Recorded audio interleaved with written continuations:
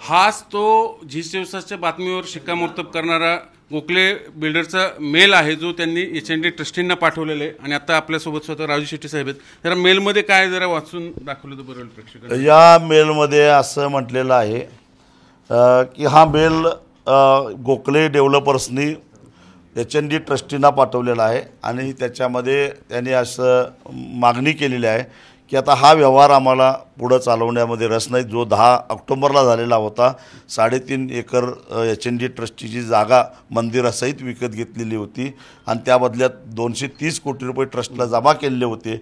तो व्यवहार रद्द करावा आणि जे 230 कोटी रुपये ट्रस्टला जमा केले होते ते परत करावेत। आम्हाला कटुता वाढवायची नाही आहे आणि समाजातल्या लोकांची जी भावना दुखावली आहे त्याचा आदर करायचा आहे आणि आम्हाला हा व्यवहार चालू ठेवण्यामध्ये रस नाही असं त्यांनी ट्रस्टींना कळवलेलं आहे। तुमच्या लढ्याला यश आलं?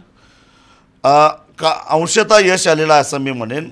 आम्ही आजच आवाहन केलं होतं गोखलेंना की बाबा तुम्ही एक पाऊल पुढे टाका आणि हा व्यवहार रद्द करा आणि त्याला त्यांनी सकारात्मक पाऊल दाखवलेलं आहे आणि त्यांनी मेल केलेला आहे। परंतु आजही या क्षणाला ह्या 3.5 एकर जागेवर जी प्रॉपर्टीला नाव लागलेलं आहे ते गोखले डेव्हलपर्सचं नाव लागलेलं आहे। व्यवहार पूर्णपणे रद्द होऊन मगच ट्रस्टचं नाव पुन्हा लागणार आहे आणि जोपर्यंत ट्रस्टचं नाव पूर्ण लागत नाही या प्रॉपर्टीला 1 इंचसुद्धा जागा आम्ही सोडण्याच्या मनस्थितीमध्ये नाही आहोत।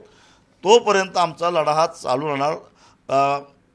आम्ही काही गप्प बसणार नाही।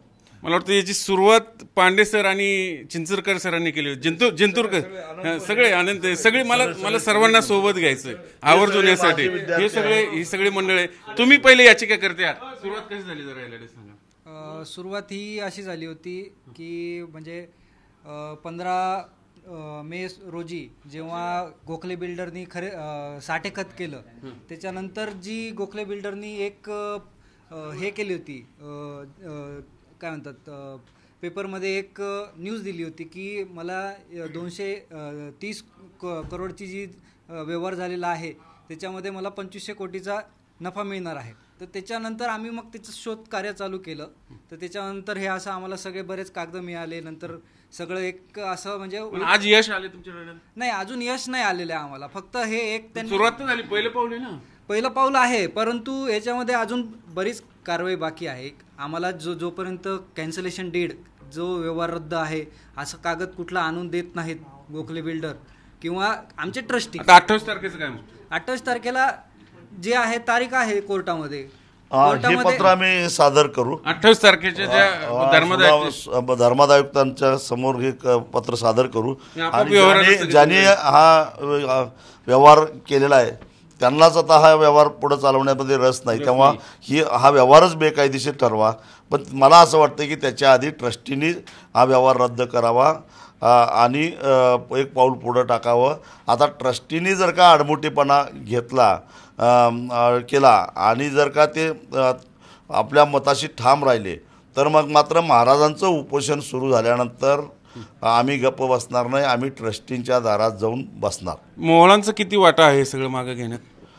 आता मला हे पत्र मोहळांच्याकडूनच आलेलं आहे। आम्ही आजच्या बैठकीमध्ये सगळ्यांनी आवाहन केलं होतं।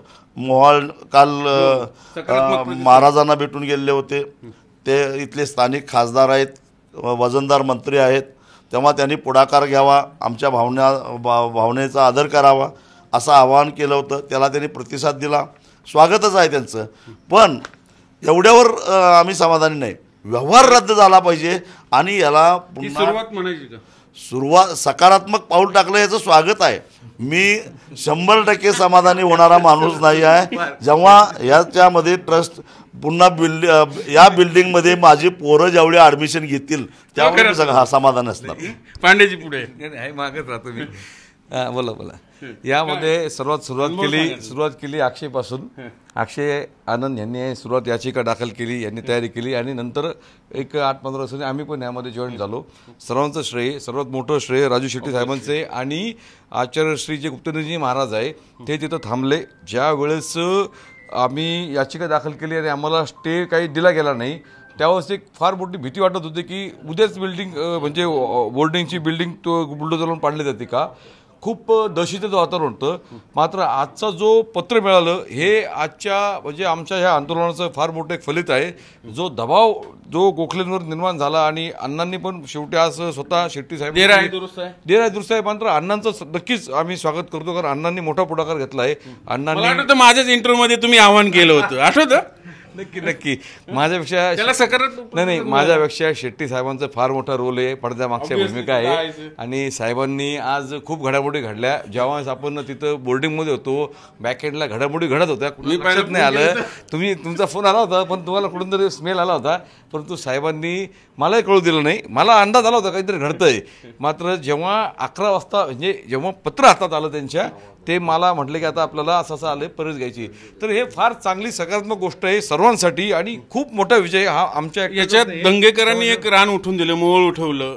त्यांचा आभार नक्की नाही, सगळ्यांचा त्यांनी खरोखरच त्यांनी आवाज उठवलेला आहे, त्यांचा आभार मानतो. त्यांना श्रेय मिळू नये म्हणून आता तुम्ही सगळे पुढे आलेत, असं काय?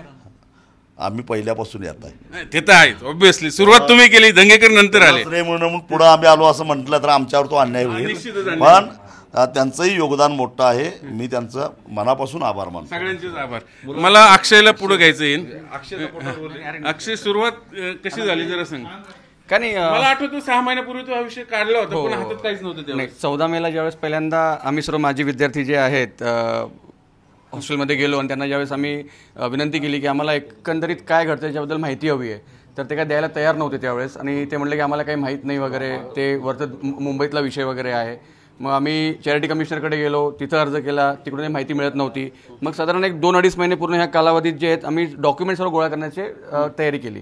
डॉक्युमेंट्स मिळत नव्हते, RTI मार्फत मिळत नव्हते. मग वेगवेगळ्या माध्यमातून आम्ही जे काही ओळखी असतील, कोणी IAS अधिकारी असेल, कोणी काय असेल, मग त्यांचे जॅक लावून किंवा त्या रेफरन्स मार्फत आम्ही त्या डॉक्युमेंट हातात आल्यानंतर तुम्ही या ट्रस्टींशी संपर्क साधला होता एका मोठ्या नेत्याच्या माध्यमातून, त्यावेळेस काय रिस्पॉन्स मिळाला? नाही, ट्रस्टींशी ज्यावेळेस आम्ही चेअरमनशी बोललो, चक्कर दोशीजींशी आमचं बोलणं झालं होतं. आणि बोलणं झाल्यानंतर त्यांना शरद पवार साहेबांनी विनंती केली होती की विद्यार्थ्यांची मागणी जी तुम्ही ती लक्षात घ्यावी, परंतु त्यांना काय ते त्यावेळेस अंदाज त्याचा आलाच नाही. आणि अंदाज न आल्यामुळे हे सर्व फिसकटलं. आणि शेवटी आज ही पहिली सुरुवात आहे. आता बघूयात पुढे काय कसं काय होतंय वगैरे. सर्वात महत्त्वाची घडामोड म्हणजे पवारांना हे सर्व विषय माहीत नव्हतं. बघा, अख्ख्या आंदोलनात पवार एक शब्दही बोललेले नाहीत, बरोबर, पण त्यांनी विनंती केली होती. आता तू सांगतो. नाही, हो, त्यांनी विनंती केली होती पहिल्यांदा. मित्र आहेत असं ऐकलं.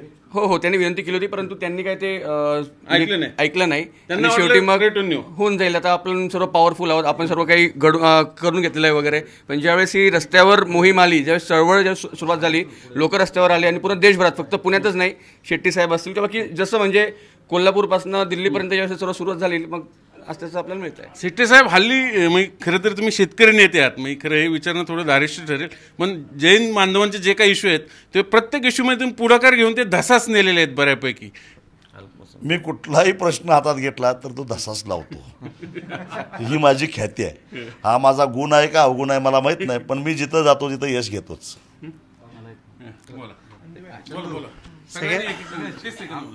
सगळ्यात महत्त्वाचं म्हणजे शेट्टी साहेबांचं मनापासून आमचं विद्यार्थी संघटनेतर्फे सुद्धा खूप खूप धन्यवाद. कारण की ज्या वेळेस आमच्यासोबत उभं राहायला कोणी समाजाचा व्यक्ती पुढे येत नव्हता, कोणी मान्यवर पुढे येत नव्हते, त्यावेळेला काही पुढचा मागचा विचार न करता तुम्ही सगळे ते जैन बोर्डिंगचे विद्यार्थी. हो, आम्ही माजी विद्यार्थी आहोत. आणि साहेबांनी पूर्ण केस काही लक्षात आलेलं नसताना सुद्धा पुढाकार घेऊन आलेत ऐकायला, आम्हाला केस काय समजून घ्यायला आलेत. आणि त्यांना आमच्या पाठीमागं ट्रस्टींनी पण बराच प्रयत्न केला की तुम्ही जाऊ नका. मला वाटतं साहेब तुम्हालाही फोन केला होता की तुम्ही आमची बाजू ऐकल्याशिवाय जाऊ नका, पण तरी साहेबांनी पुढाकार घेतला. मी पोरांची बाजू ऐकायला चाललो आहे आणि ती बाजू ऐकल्यानंतर मी भूमिका मांडणार असं त्यांनी सांगून ते आलेत. त्यासाठी हे खूप मोठं मन त्यांनी ठेवलं आमच्यासाठी आणि त्याचा खूप मोठा फायदा झाला. जोपर्यंत हा पूर्ण कायदेशीर मार्गाने होत नाही तोपर्यंत आपला हा लढा चालूच राहणार आहे. आतापर्यंत जो आलेला आहे त्याचा आम्ही स्वागतच करतोय, परंतु आमचा लढा अजून हा चालूच राहील. याच्यामध्ये आम्ही सुरुवातपासून जे 4-5 मुलं होतो, त्याच्यानंतर जे साहेबांचं सगळे हॉस्टेलचे मुलं होतो आम्ही, याला सगळेजण एक जोडत गेले. साहेबांचा पाठिंबा मिळाला, त्यानंतर गुरु महाराजांचा पाठिंबा मिळाला आणि समाजाचा पाठिंबा मिळाला. त्यानंतर याला यश मिळालं आहे. आणि यश म्हणजे आत्ता अजून यश नाही आहे, हे पहिले पाऊल आहे, सुरुवात आहे. चांगली सकारात्मक सुरुवात मिळालेली याला. शेट्टी साहेब, मला शेवट करायचं आहे. विद्यार्थ्यांनी एखादा विषय सुरुवात केली त्याला यश मिळतं. आता या सगळ्या विद्यार्थ्यांना शेवटी एक भावना असते, त्या हॉस्टेलच्या हॉस्टेलचे आपल्या प्रत्येकजण आम्ही हॉस्टेल लाईफ जगलेत. हॉस्टेलचे एक आपलं आपुलकीचं नातं असतं. त्या नात्यातनं हा लढा उभारला ना, आज त्याला यश येताना दिसतंय. त्यामुळं त्या जागेवर आणखीन हॉस्टेलच्या विद्यार्थ्यांची संख्या वाढावी, हॉस्टेलची रूम्स वाढावेत, यासाठी काय? 100%. आता मला वाटतं 250 विद्यार्थ्यांची कॅपॅसिटी आहे, परंतु तिथं वाढली पाहिजे. आणि आमच्या मनामध्ये बऱ्याच योजना आहेत आणि आम्ही ट्रस्टींच्या बरोबर चर्चा करू आणि जागा न विकता त्या ठिकाणी अजून जास्त विद्यार्थ्यांना कसं सामावून घेता येईल आहे ना. माझ्याकडे एक अशी झोळी आहे, ती झोळी कधीच रिकामी राहत नाही. आम्ही पसरू समाजाकडे जाऊ, लोकांच्याकडे जाऊ. अनेक लोक आहेत. मी तुम्हाला सांगतो की या समाजामध्ये दान देणारे भरपूर आहेत, फक्त मागणारे त्या पात्रतेचे आहेत का हा प्रश्न असतो. आणि योग्य व्यक्तीने मागितलं तर भरपूर पैसा मिळतो.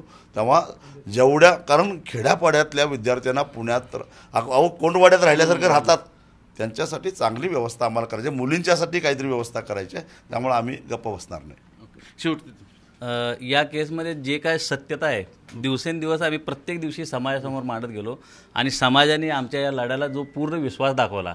आम्ही सर्वांना आत्तापर्यंत सांगत आलो की हा लढा तुमचाच आहे, आम्ही फक्त एक निमित्त मात्र आहोत. तर या माध्यमातून आम्ही पूर्ण समाजाला धन्यवाद देतो आणि एक पहिलं पाऊल आहे, ह्याला पहिलं यशच म्हणू, पण ह्याच्या पुढं आमचा लढा राहील.